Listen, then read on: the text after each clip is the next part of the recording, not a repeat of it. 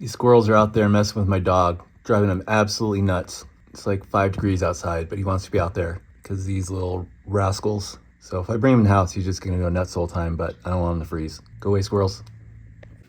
Are they driving you crazy, buddy? You're never gonna catch them. They're too smart for you, ding dong. Gonna pick up my first tube amp. Always wanted a tube amp. It's a 1975 Peavey Mace. So it looks alright condition. Hopefully it turns out good. It's very cold out today. As you can see, the lake is beautiful. Alright, just getting this thing in the house. Getting upstairs was no easy feat. Like everyone said when I was reading reviews, this thing is heavy. I think the best, most accurate statement I heard was you're going to need an elephant with cast iron testicles to carry it. That is a pretty accurate statement. It is heavy. I did buy some caster wheels to put on it, so hopefully those work so I can move it around a little easier. Doesn't work out as my amp, it will be a very good piece of immovable furniture.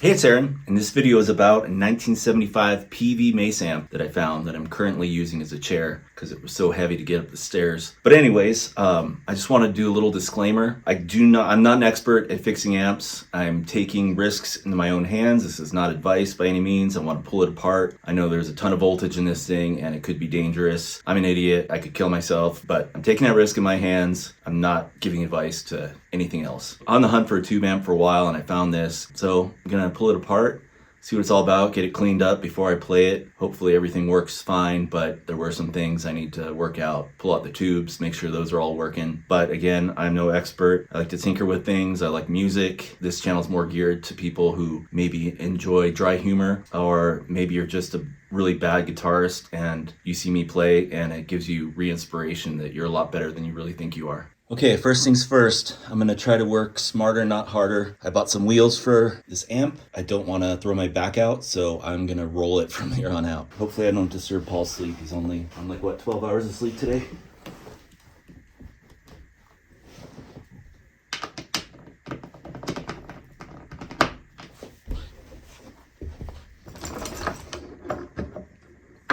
Did I wake you from your slumber?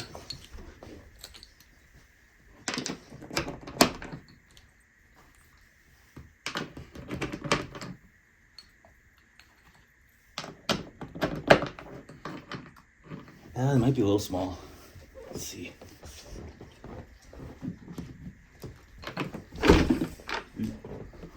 Yeah, those wheels probably aren't gonna work. It's rolling.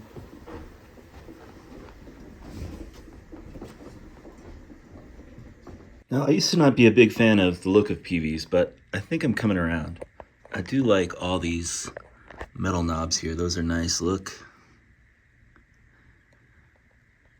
Now, I should be working on this down in my workspace in the basement, but it is still winter outside, and it's hard enough not getting depressed in the winter, let alone when you're in a dark, dingy, cold basement. So I don't need that to put me over the top. I'm gonna keep it up here and work in the house. So there are some mixed reviews about the Peavey Mace. It's most notoriously known for being a Lynyrd Skynyrd sound. Gary Rossington played it for a while, maybe still does, or I don't even know if he's alive. Had that Lynyrd Skynyrd sound, but it was also on at least one Kinks album. Now, it was an album that came out in 1979 called Low Budget. I wasn't very familiar with the album. That's not really an era of the Kinks that I thought I was into, but I did listen to the album and it was actually decent. It had a different sound as when they kind of transitioned into arena rock. It was one of their biggest US hits for albums. It did get a little stuck in my head. Can't get a gallon of gas. Sorry for the singing. That song's been stuck in my head ever since I listened to it. It seems to kind of ring true to the times now. The album came out in 1979. Inflation was crazy and going through some of the similar problems we're going through now. So I'm gonna have to find that and give it a listen. I think I've seen it 100 times in the bargain bin, so pick it up next time I see it. Now, I did find the same amp online for sale for $5,000 by a guy who claims it was Dave Davies of the Kinks' actual 1975 Peavey Mace. He even had a picture of him playing it. All right, I'm not gonna spend too much time cleaning this up. It looks pretty good. You know, I'll clean in the back where needed. I just wanna focus on checking the tubes, just seeing if I can bias, just getting back there, and even before I play this thing, do a little electronic cleaner.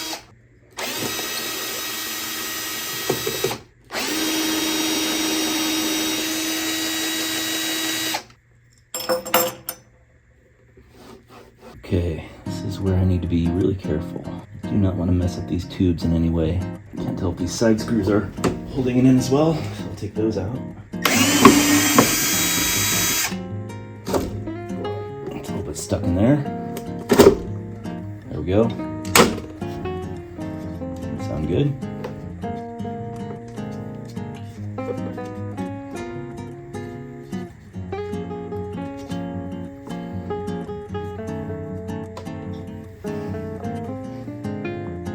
Pretty confident I don't want to touch those, any of those big guys. And I don't see anywhere to do a test. If I were to guess anything to adjust the bias, it would be that. But until I have a little more information, I am not going to bother. Just safely get this out. Turn it on its side.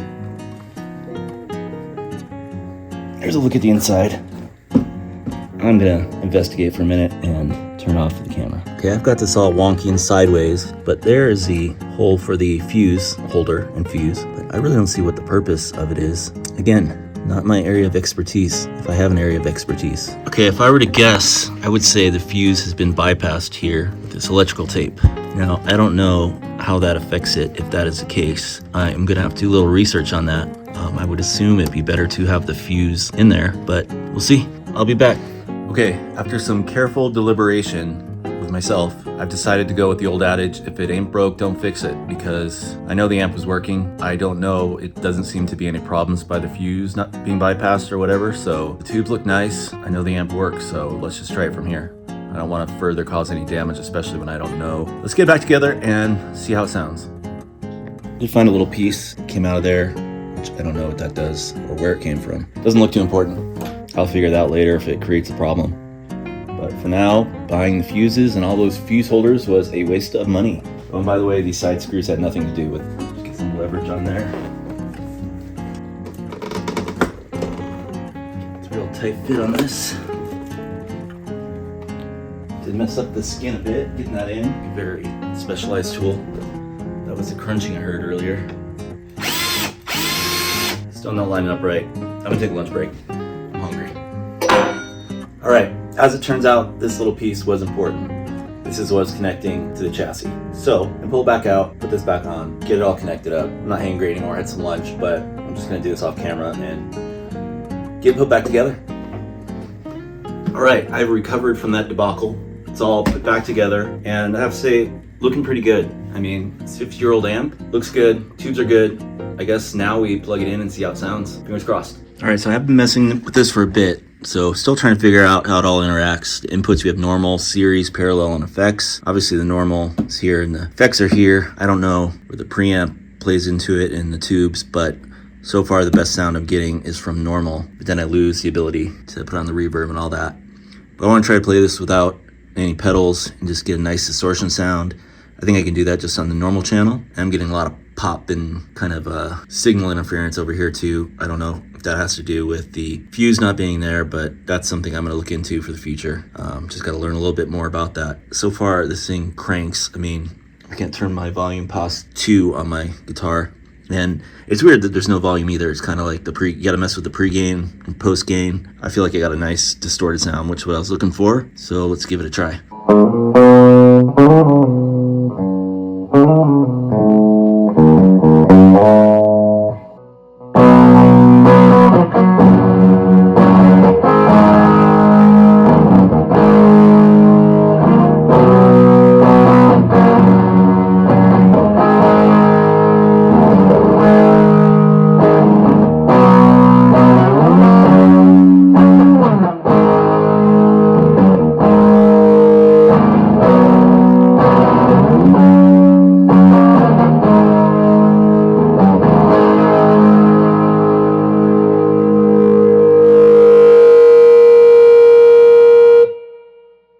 Okay, again, sorry about the crappy guitar playing, but you should come to expect that from me by now. But to be fair, I've never played a Lynyrd Skynyrd song in my life, and I just tried to learn that like half an hour before recording the video. Had to play some Skynyrd on the Mace. In conclusion, this amp is a beast. It's so loud. The distortion was sounding really good, but it's definitely something I'm gonna have to spend a lot of time with to hone in and just figured out a little better. Yeah, I think if I turned up past a 2 on my guitar, I would break my windows, but it's probably a little more power than I need. I'm still gonna play with it. I'm gonna give it a shot. It's a cool amp, 1975 Peavey Mace. Anyways, if you have any insight into the operations of this amp a little better than I do, I couldn't find a whole lot of info on it, please let me know in the comments, and thanks for watching the video.